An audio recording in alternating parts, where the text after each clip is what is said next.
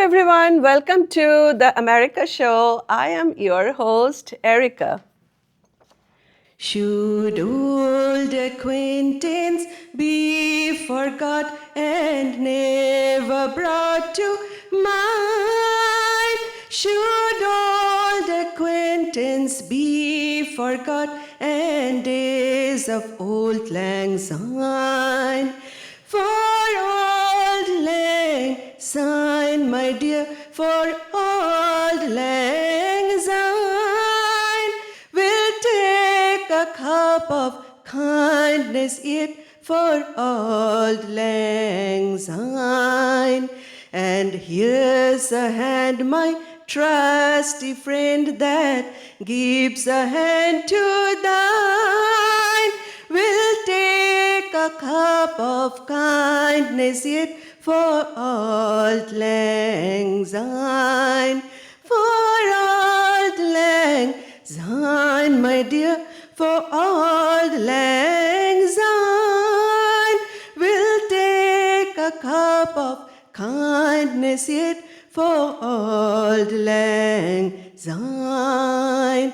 Should old acquaintance be forgot and never brought to mind? Should old acquaintance be forgot and days of old lang syne, and days of old lang syne, and days of old lang syne.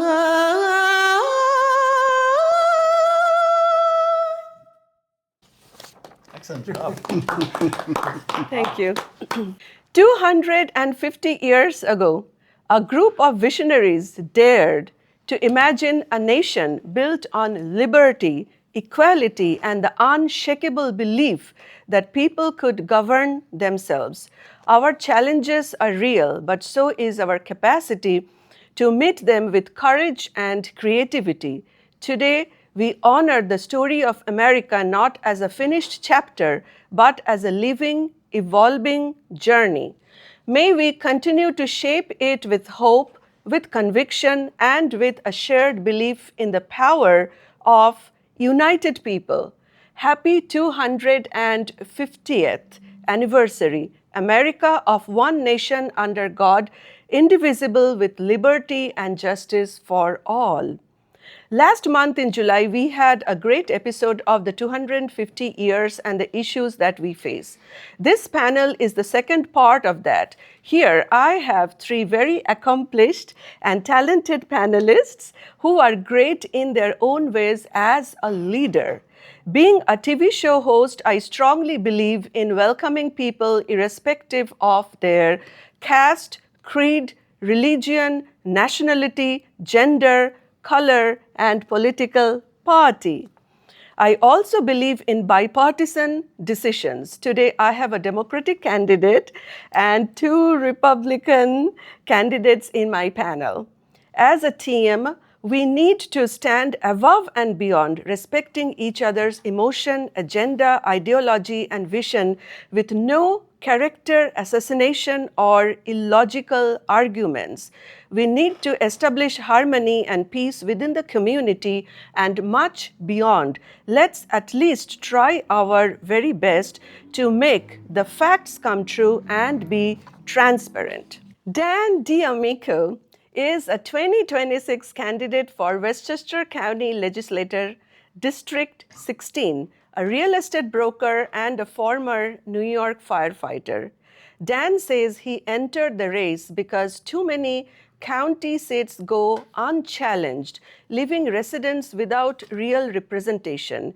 He frames his campaign as common sense budgeting, accountability, and restoring competition in local politics. His core campaign themes are home ownership, over handouts, accountability in spending, flooding and infrastructure, public safety and essential services, affordability and quality of life. That's right. Thank you. Christopher Burdick, is a longtime public official. He was an attorney and a chief of underwriting counsel.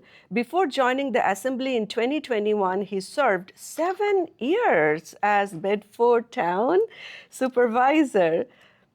Chris has been recognized as one of the city and state's most prolific legislators, passing 14 bills in 2023 session. His sponsored legislation spans people with disabilities, housing, environmental protection, women's reproductive rights, LGBTQIA+ rights, and Veterans Affairs.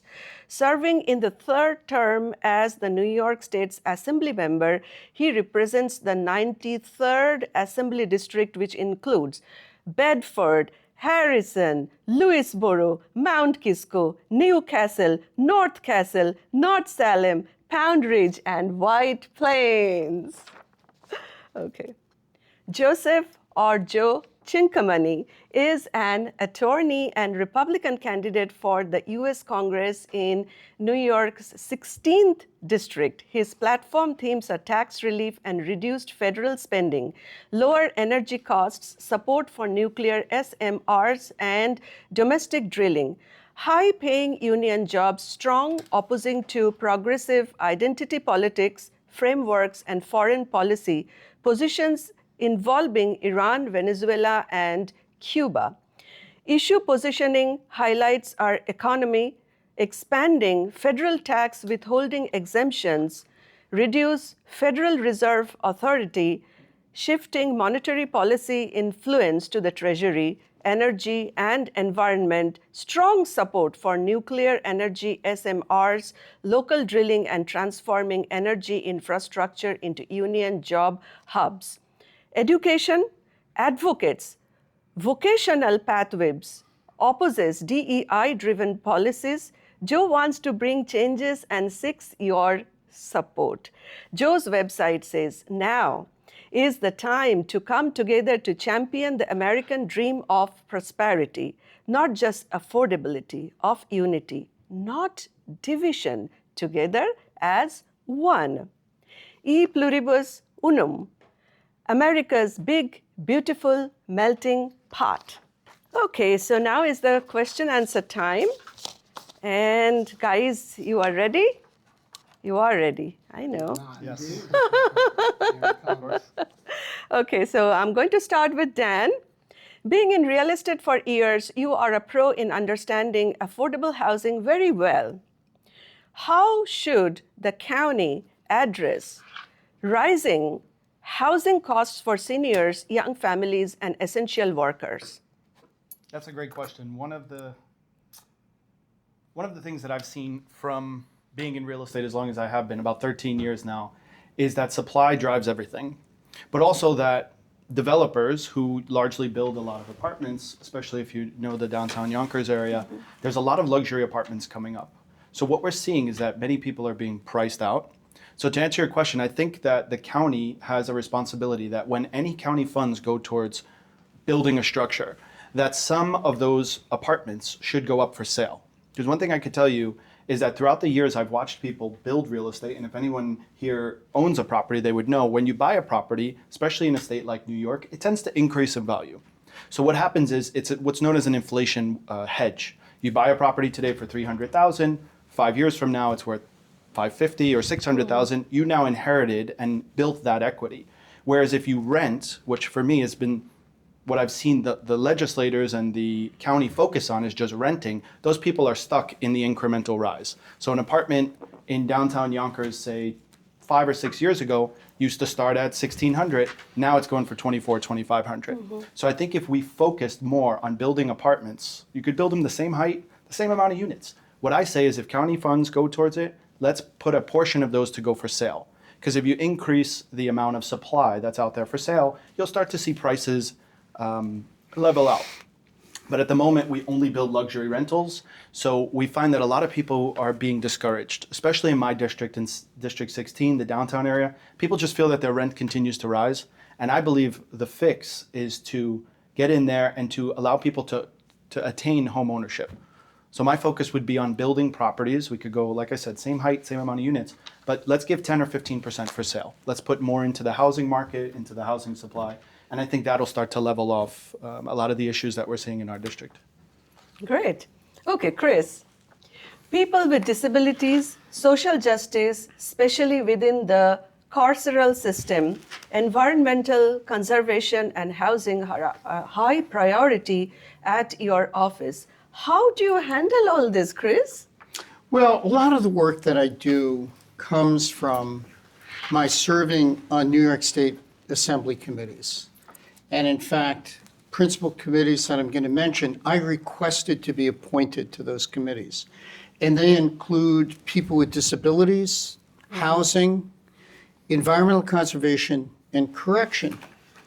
And so a lot of the legislation that I do comes from the experience that I have with that.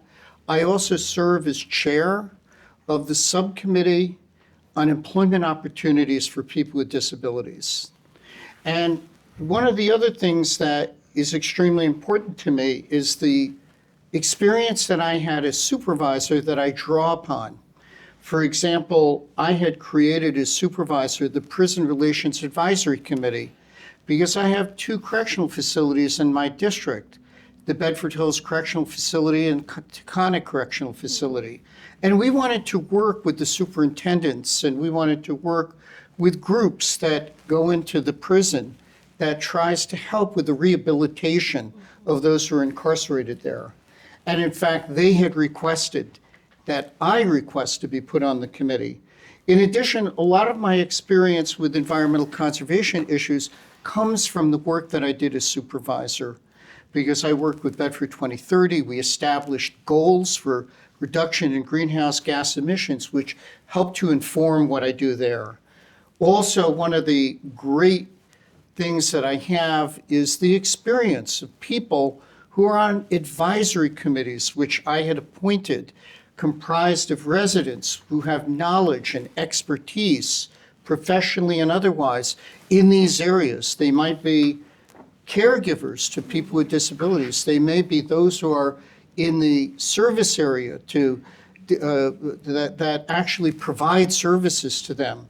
So those are people made up of lived experiences that can draw upon that and advise me. So it's been a terrific way of being able to put all this together, which helps me to advance the legislation. And we've made headway. We've actually gotten legislation enacted and put in law that help, for example, to increase employment for people with disabilities in state agencies. So I'm proud of the work that I do.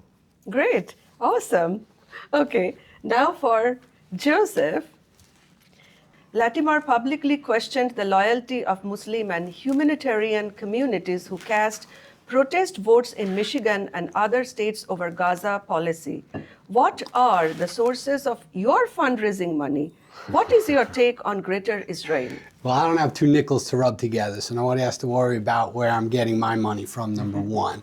But you do point out and you shine a light on a problem of not just George Latimer, but the Democrat Party, the problems and the hypocrisy.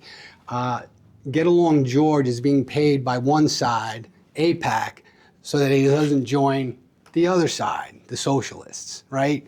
And he's already betrayed his benefactors by voting against funding the troops and funding the war. George Latimer was put up to run against a Democratic incumbent in the 2024 cycle. So, diversity, equity, inclusion is great until they don't want it, right? And so then they got rid of Jamal Bowman by putting George Latimer in there, and AIPAC $4 million to the campaign, $17 million indirectly to the campaign. He's got no leadership, right? He's being bribed by one side not to be co-opted by the other side. It's, he's a placeholder. He's not a leader, and I think that's a problem for us. I think Westchester deserves better. I know we deserve better. We need someone who's going to advocate, who's going to lead, someone who's going to have ideas.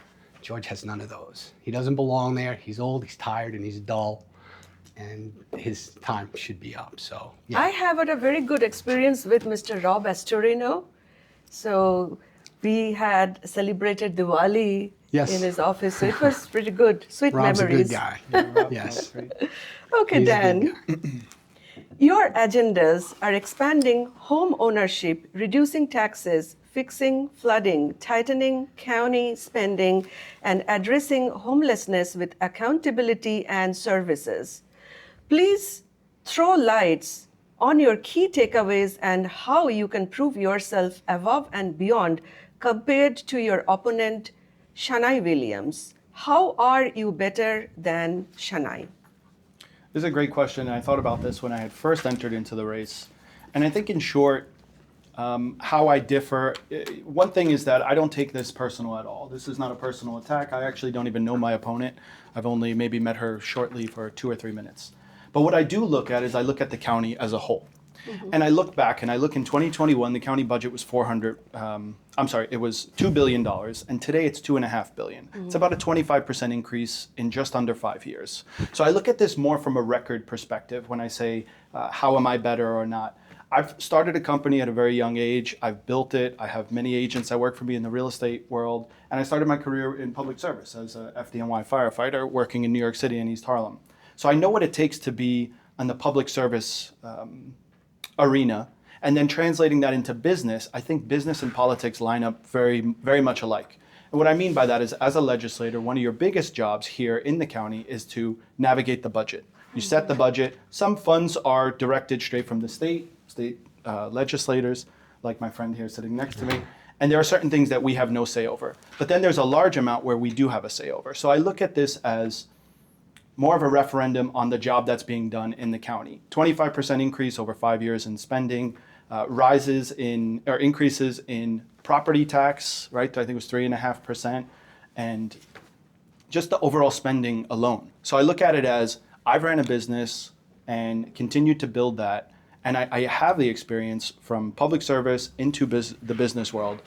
And I see that the county is being mismanaged ridiculously. $45 million went towards EV charging stations. And when I knock on doors, I've knocked on just about 7,000 doors now in the county, in my area. I have not had a single person tell me, hey, one of the things that we really need is more EV charging station. Not a single person. In fact, from when I looked at the county registered vehicles, there was 6% of the vehicles were electric. So I see a disconnect in what the legislators are pushing versus what the people actually want. So I think that's really what makes it up. And also, one of the big things that separates me is I'm a very, very conscious guy when you take tax dollars. I think it should be the utmost respect to treat those tax dollars as like gold. It shouldn't be wasted. And right now, Westchester County leads the country. It's number one in average median property taxes. That is not a good thing to be proud of. Number one in median property taxes. We are number one out of 3,100 counties. So when I look at this is a referendum on the job that the legislative board largely in whole is doing, and not necessarily on my opponent. I don't know her personally, but I do know that the job and the direction the county is going in is not correct. I hope that answers your question. You are going to give more. You are going to give more. So you are a giver, and you always will go for by the people, of the people, for the people. That's right. Okay. I represent people, not a party. Chris, can you tell me about your experience as the supervisor of Bedford has been helping your office in terms of constituent services? The work that I did as supervisor is directly related to the work that I do in constituent service in my office. As supervisor, I would personally answer emails, phone calls, and I was very hands-on. Somebody would call to say there's a pothole on my street. I would call Kevin Wynn, the commissioner of DPW, and say, hey, Kevin, you need to get over to the Farms Road. Send somebody over there. I apply the same principles in my office, as does my staff, and that is to be hands-on, to focus on solving the problems and doing everything we can as promptly as we can. And I'm very fortunate to have a terrific staff that is focused on that as well, and as laser focused as I am. Also, my experience as supervisor is one in which I can help partners in local government with whom I work. I can help supervisors and mayors, and I should mention, regardless of party, because our job is to help those who we both represent. And so I do that. And I take pride in working across party lines to get things done, whether it's the Republican mayor of Harrison or the Republican supervisor of North Salem. We get a lot done together. And my experience in doing that derives a lot from what I did as supervisor, because then I was working with state agencies. And, I had some idea on how to negotiate things, whether it's the Department of Transportation, whether it might be even Department of Motor Vehicles or others. I had that experience in dealing with that. And so I'm very fortunate. I have terrific local government partners, and we all work together very closely. And so it definitely is something that has informed the work that I do as supervisor. And I know you're very charismatic. Thank That you. helps a lot. Okay, Joseph. Congressman George Latimer has been one of the most vocal New York officials opposing Holtec's handling of the Indian Point decommissioning, especially its plan to dump treated yet still radioactive wastewater into the Hudson River. Congressman Mike Lawler has taken two distinct public positions on Holtec International and Indian Point, both centered on nuclear policy, economic impact, and energy reliability. Please explain, where do you stand on this issue? Okay, first, no one's dumping radioactive water into the Hudson. Okay, that's not going to happen under anybody's watch, I think Republican or Democrat. George has it completely wrong, right? Everybody today who's running likes to speak in the abstract about affordability, like it's some abstract idea.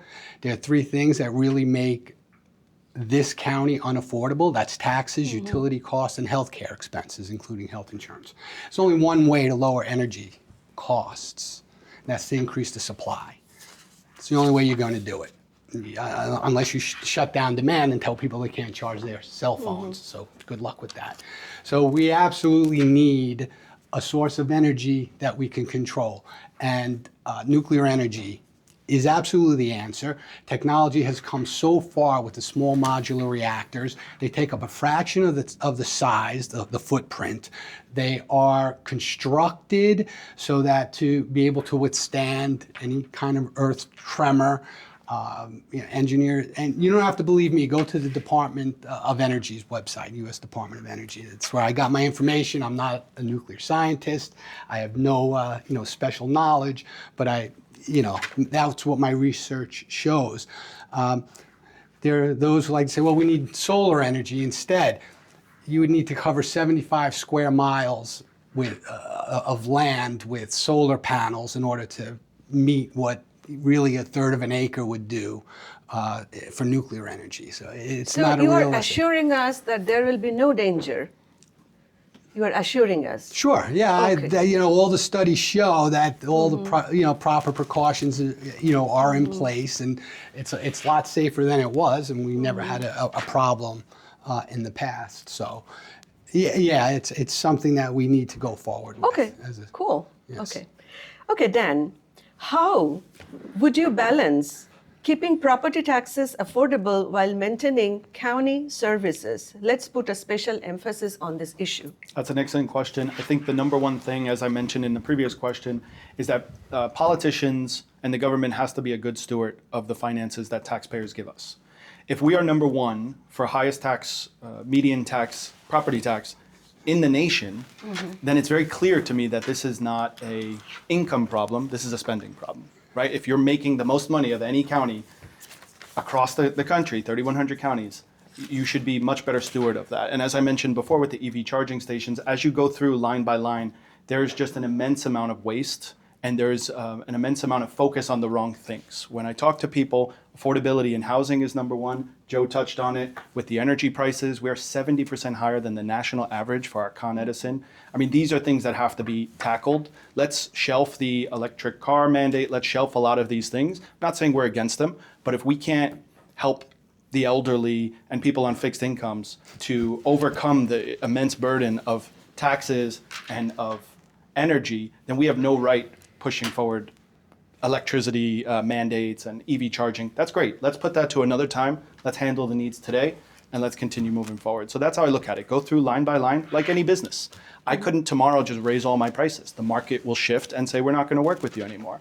But for the county, they can just say, we need more money, so taxes go up, like they just did 3.5%. So that's the real answer. Go through line by line and focus on the things that really matter. Okay, good. Okay, Chris, as we celebrate the 250th anniversary of this country, our country, can you tell me about where your aspiration to civic services come from, and do you find it fulfilling? Well, thank you. And I'm proud to say that my aspiration comes from my mother, my late mother. She was very involved in her community. She was over 20 years a librarian in our local library. And when she retired, she was asked to run for council, which she did. She served as mayor through to the age of 80, and she was beloved. And that really inspired me on how much you can get done by working with your community, working across party lines. And yes, I find it incredibly fulfilling. I can see that people working together, raising their voices, being heard. I saw it in the Con Edison rate case. Over 10,000 people put in comments that they objected to double-digit increases, and that had an impact. It also helped us to get lower significantly from the original request. Also, it helped to bring about the governor working with the legislature in the most comprehensive package of reform in the utility rate setting process, which is going to have a real impact, the most important in over 20 years in that area. So I can see how fulfilling it is. I pinch myself that I hold the honor of this position, and I'm very grateful for that. Great. And I'm also very proud of you. Okay. Joseph, Latimer is a highly experienced, conscientious-oriented Democrat known for cutting taxes while expanding social services, investing heavily in infrastructure, and delivering measurable improvements for local communities. Do you think that you are enough experienced in politics to directly face off with Latimer in this November? What are your strengths over Latimer? What is your message to the voters? First of all, bringing George Latimer's experience to Congress is like bringing sand to the beach, okay? He is an undistinguished, lifelong local politician, 35 years, an undistinguished career. He's a get-along George, right? He'll go with the wind. He has no leadership skills, or at least he doesn't exhibit any. I, on the other hand, am the kind of candidate that the founders, the framers envisioned. You know, a yeoman lawyer, has a life, worked in the, in the real world, has real life experience. You know, George has spent 35 years in some office collecting a check, and he gets elected to Congress, and it's, he thinks he's in the witness protection program. Nobody hears from him, he's not around. I'll change all that. I think we deserve a lot better, and I certainly have the energy, focus, and drive that he lacks. So certainly I think I'm a better choice for the people of the 16th district. Okay, so folks, it is now the time to do closing statements. So let's get started with Dan. Well, first thing, Erica, I want to thank you for coming, for having me on the show today, and I want to thank Chris and Joe for being here as well. I want to speak directly to the voters in Yonkers today. As I mentioned in some of the answers to my questions already, we're #1 in property taxes. We're paying 70% higher than the national average on utility bills. So I ask you, what do you have to lose? This election cycle for District 16, you have an incumbent, somebody who has been in office and who has overseen an increase in spending by nearly 25% since her time there. You can continue on with that and listen to the promises, or you can get somebody new in there, so a fresh face. Someone with a background in public service as an FDNY firefighter, and someone who has business experience as a real estate broker. So I ask you this election cycle on November 3rd to consider these things when you go to the voting booth. Are you going to vote the same way and expect a change? Or are you going to vote for a change. I'm that change agent, and I ask you to vote Dan D'Amico come November 3rd if you're in my district in Yonkers. Okay, good. Thank All you. the very best to you. I appreciate it. Thank you. Chris.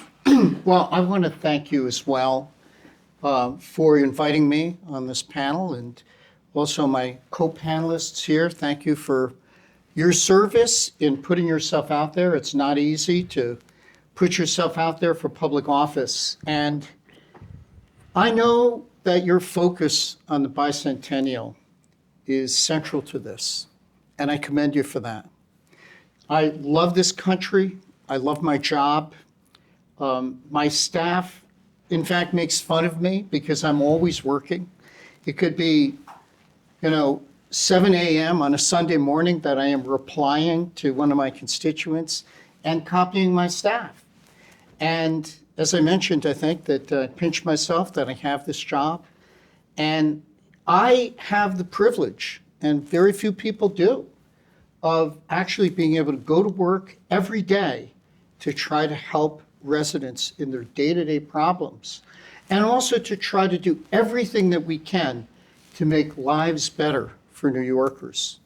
And as I had mentioned, I really have seen where people acting together can move the needle and change policy. I see it happening in Albany when there's something that people disagree with. And what do you know? Things change. And so it's a tremendous privilege, and I'm very proud of the values that we have here in New York. We do a tremendous amount to try to protect the rights of New Yorkers. In fact, I was a strong proponent of Proposition 1, which provides the strongest rights in the nation in the state constitution for people across the board, whether it be LGBTQ, whether it be women's rights, reproductive rights, and so forth. So I'm very proud of serving. And again, thank you so much for your service. You are more than welcome. Okay. Yeah, thank you Joe. very much, Erica, for having us all on the show. I think it's a great way to share ideas. And I want to represent you and New York's 16th Congressional District in the United States House of Representatives. I have better ideas, better solutions for a way forward. My campaign is based on putting us in a better direction, not necessarily mandating a certain destination. But we do need a change of direction here in Westchester and throughout the country. I do say that we are not getting our voices heard with George Latimer. We need, as Dan said, if we expect different results, we need to take different actions. It's incumbent upon all of us for the betterment of Westchester to break the establishment power monopoly. And you can only do that by getting the people out now who've caused the problems and putting in people who have energy and new ideas, better ideas for a better way forward. So get ready, October 24th, which begins early voting. Will be here before we know it. So I hope that everybody will get out to vote. It's a cornerstone of our democracy. It's not just an important right, but it's an incredibly big responsibility on every citizen to get out and vote. So again, thank you. Thank you for being here. It was very enjoyable. You're more than welcome. So I would like to convey my sincere thankfulness to the panelists. They are accomplished, diligent, focused, wise, confident, experienced, and are well known for their services, initiatives, and performances. Thanks to Joseph, Chris, and Dan for your valuable and informative responses. Great panel discussion conveys the moral of the story as harmony, peace, understanding being inevitable for a better world where we can live happily ever after as one nation under God, indivisible, with liberty and justice for all. Thanks to the studio engineers for their patience, creativity, composition, and professionalism. Once again, a very happy 250th birthday to my country, United States of America. See you all next month with a new episode and panelists.